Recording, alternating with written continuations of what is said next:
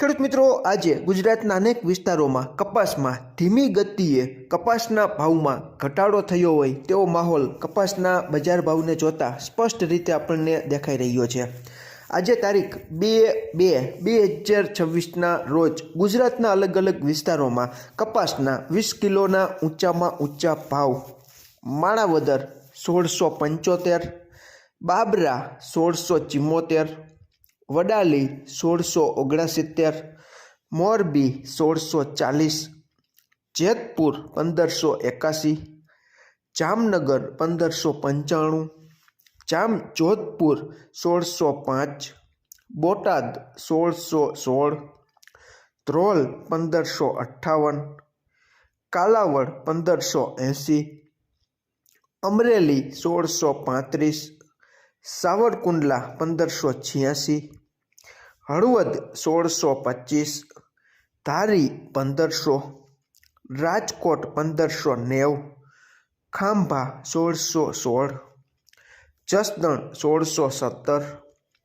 વાંકાનેર 1580, પાટણ 1601, મહુવા 1555, હિંમતનગર 1612, વિજાપુર 1620, સિદ્ધપુર 1639, ગોંડલ 1586, બગસરા 1630, ભેંસણ 1620, પાલીતાણા 1575, અંજાર 1544, ધોરાજી 1556।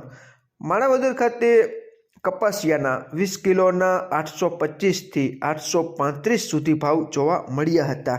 ખેડૂત મિત્રો, અત્યારે 7:37 આસપાસ ન્યૂયોર્ક કોટન વાયદો માર્ચ 2026નો 0.40 જેટલો ઘટીને 62.77 સેન્ટની આસપાસ ચાલી રહ્યો છે। એનસીડેક્સ ઉપરનો કોકુડકલ કપાસિયા ખોળનો ફેબ્રુઆરી 2026નો વાયદો 39 રૂપિયા જેટલો ઘટીને 3363 અને માર્ચ 2026નો વાયદો 38 રૂપિયા જેટલો ઘટીને 3400ની આસપાસ બંધ આવેલો છે। એનસીડેક્સ ઉપરનો આપણો કપાસનો એપ્રિલ 2026નો વાયદો પણ 3 રૂપિયા જેટલો ઘટીને 1572ની આસપાસ બંધ આવેલો છે। ખેડૂત મિત્રો, કપાસિયા ખોળની જે બ્રાન્ડ આવે છે 60 કિલોની ભરતીવાળી જે ગુણી છે કપાસિયા ખોળની, તેના 2200, 2300 અને 2350 સુધી અમુક વિસ્તારોમાં ભાવ છે તે 60 કિલો ભરતીવાળા ખોળની ગુણીનો ભાવ ચાલી રહ્યો છે। આજે ઘણા બધા વિસ્તારોમાં કપાસના ભાવમાં ઘણો બધો ઘટાડો છે તે જોવા મળેલો છે। તેનું કારણ છે કે કપાસિયા વોશમાં પણ બજાર સ્થિર થવા મથી રહી છે અને કપાસિયા ખોળના વાયદામાં આજે ઘણો બધો ઘટાડો જોવા મળ્યો। આ ઉપરાંત જે વૈશ્વિક વિદેશી કપાસ બજાર છે જેમાં આપણે જોઈએ તો ન્યૂયોર્ક કોટન વાયદો છે તે ખાસો ઘટી ગયો છે। અત્યારે 62.77 સેન્ટની આસપાસ ખેડૂત મિત્રો આવી ચૂક્યો છે। અત્યારે ન્યૂયોર્ક રૂ વાયદામાં ખેડૂત મિત્રો સર્ટિફાઈડ રૂની ગાંસડીનો 8597ની આસપાસ સર્ટિફાઈડ રૂની ગાંસડીનો સ્ટોક છે તે જોવા મળી રહ્યો છે।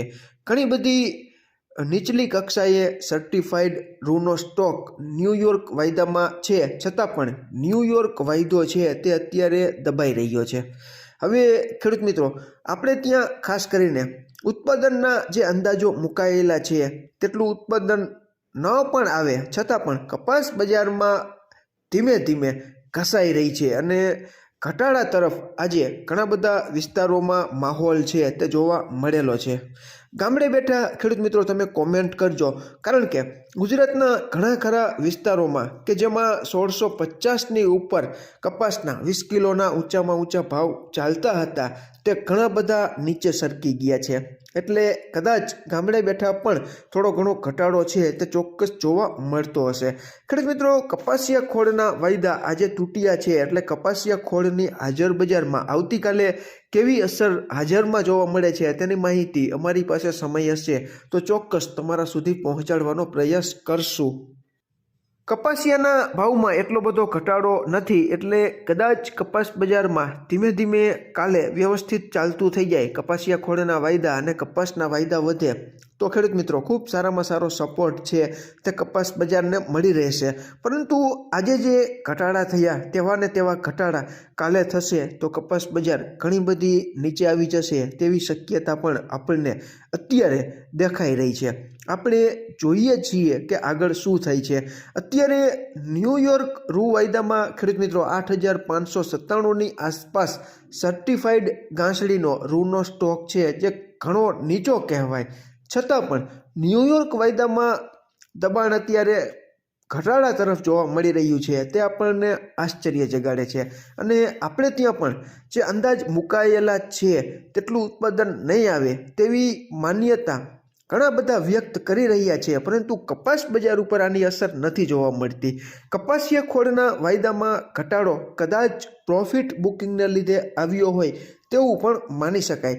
સાચું કારણ શું છે તે હજી આપણને નથી જાણવા મળ્યું. આપણે ચોક્કસ પ્રયત્ન કરશું કે કેવા કેવા કારણોસર કપાસિયા ખોળના વાયદા તૂટી રહ્યા છે.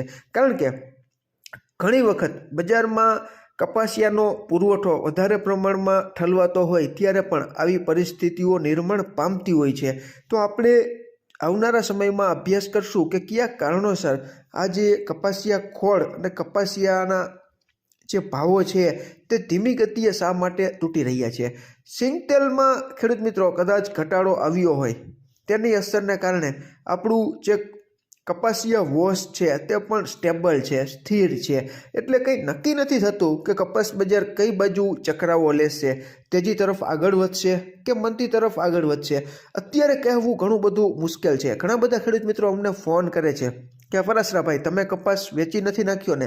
ખેડૂત મિત્રો હું વેચીશ તે પહેલાં હું તમને 10-15 દિવસ અગાઉ કહીશ. પરંતુ મેં કપાસ રાખ્યો છે એટલે તમારે કપાસ સાચવવાનો તેવું જરૂરી નથી.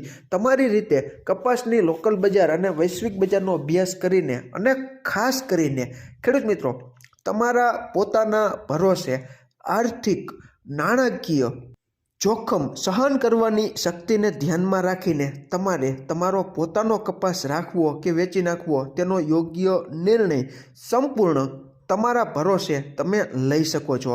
મેં કપાસ સાચવ્યો છે એટલે તમારે જ ફરજિયાત સાચવવાનો તેવું જરૂરી નથી. કારણ કે બજાર હંમેશા ખેડૂત મિત્રો હું કે તમે નથી ચલાવતા. બજાર હંમેશા માંગ અને પુરવઠા આધારે ચાલતી હોય છે. તો તમારા ખુદના ભરોસે આર્થિક જોખમ સહન કરવાની શક્તિને ધ્યાનમાં રાખીને તમારે તમારો કપાસ રાખવો કે વેચી નાખવો તેનો યોગ્ય નિર્ણય સંપૂર્ણ તમારા ભરોસે તમે લઈ શકો છો. તમારે ત્યાં ગામડે બેઠા કેવા ભાવ ચાલે છે અને આમાં ક્યાંય ભૂલ હોય અને તમારી પાસે નવી અપડેટ હોય તો ચોક્કસ તમે કોમેન્ટમાં જણાવી શકો છો. ફરી જ મળશું નવી જ માહિતી લઈને નવા જ આવનારા વિડીયોમાં. ત્યાં સુધી આપ જોડાયેલા રહો, માહિતગાર બનો, આગળ વધો. આભાર ખેડૂત મિત્રો.